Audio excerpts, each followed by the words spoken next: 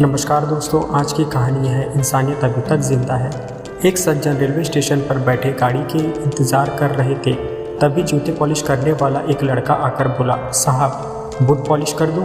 उसकी भोली सूरत देखकर उन्होंने अपने जूते आगे बढ़ा दिए। बोले, लो पर ठीक से चमकाना।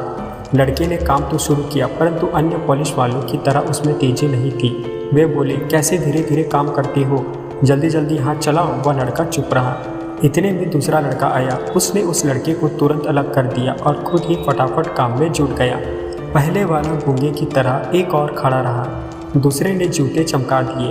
पैसे किसे देने हैं, इस पर विचार करते हुए उन्होंने पॉकेट में हाथ डाला। उन्हें लगा कि अब इन दोनों में पैसों के लिए आपस में झगड़ा या बहस होगी।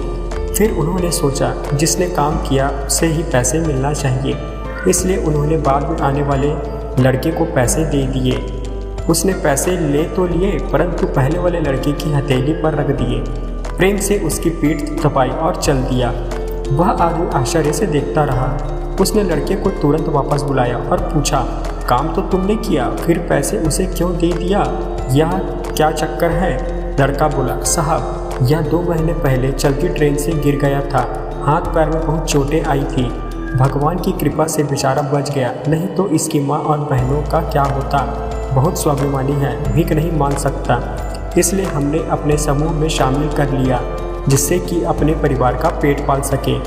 फिर थोड़ा रुक कर वह बोला, साहब यह जूते पॉलिश करने वालों का हमारा समूह है और उसमें हम सब के प्यारे भैया जी हैं, जो हमेशा हमें दूसरों की सहायता करने के लिए प्रेरित करते हैं, जिससे कि सभी का भला हो। उन्होंने ही ये सुझाव रखा कि साथियों, अब यह पहले की तरह स्फूर्ति से काम नहीं कर सकता तो क्या हुआ? भगवान ने हम सबको अपने साथी के प्रति प्रेम, त्याग भावना, स्नेह, सहानुभूति और एकता का भाव प्रकट करने का एक अवसर दिया है। जैसे पीठ, पेट, चेहरा, हाथ, पैर अलग अलग दिखते हुए भी एक ही शरीर के अंग, ऐसे ही हम सभी शरीर से भिन्न भिन्न दिखाई देते हुए भी एक ही आत्मा है।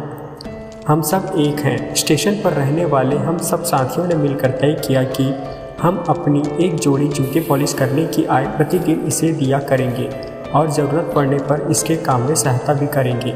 जूते पॉलिश करने वालों के दल में आपसी प्रेम, सहयोग, एकता तथा मानवता की ऐसी ऊंचाई देखकर वे सज्जन चकित रह गए और खुशी से उसकी पीठ थपथपाई और सोचने लगे, शायद इंसानियत अभी तक जिंदा है।